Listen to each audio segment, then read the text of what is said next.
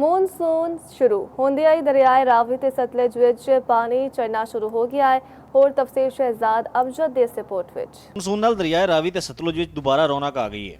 ਆਮ ਦਿਨਾਂ ਵਿੱਚ ਇਹ ਦਰਿਆ ਤਕਰੀਬਨ ਸੁੱਕੇ ਨਜ਼ਰ ਆਉਂਦੇ ਸਨ, ਪਰ ਹੁਣ ਪਾਣੀ ਚੜ੍ਹਨਾ ਸ਼ੁਰੂ ਹੋ ਗਿਆ ਹੈ।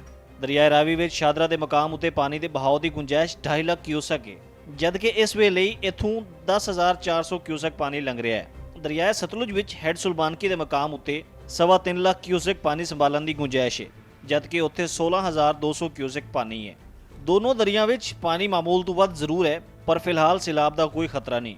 ਦਰਿਆਏ ਰਾਵੀ ਦੇ ਕਿਨਾਰੇ ਸ਼ਾਦਰਾ ਦਰਿਆਸ਼ੀ ਅਜੇ ਵੀ ਪਿਛਲੇ ਸਾਲ ਵਾਲੇ ਸੈਲਾਬ ਦੇ ਅਸਰਾਤ ਤੋਂ ਪੂਰੀ ਤਰ੍ਹਾਂ ਬਾਹਰ ਨਹੀਂ ਨਿਕਲ ਸਕੇ। हुकूमत ने साड़ी कोई मदद नहीं की सी। हुकूमत कह रही सी जी मैं तुहानू पैसे भी देंगी, राशन भी देंगी, लेकिन कोई भी मदद इत्थे तक नहीं पहुंची। ਮੌਨਸੂਨ ਦੌਰਾਨ ਜੇ ਬਾਰਿਸ਼ਾਂ ਜ਼ਿਆਦਾ ਹੋਈਆਂ ਤੇ ਭਾਰਤ ਵੱਲੋਂ ਵੀ ਪਾਣੀ ਛੱਡਿਆ ਗਿਆ ਤੇ ਸੈਲਾਬ ਦੇ ਖਦਸ਼ਾਤ ਪੈਦਾ ਹੋ ਸਕਦੇ ਨੇ। ਸ਼ਹਿਜ਼ਾਦ ਅਮਜਦ, ਚੌਪਾਲ, ਲਾਹੌਰ।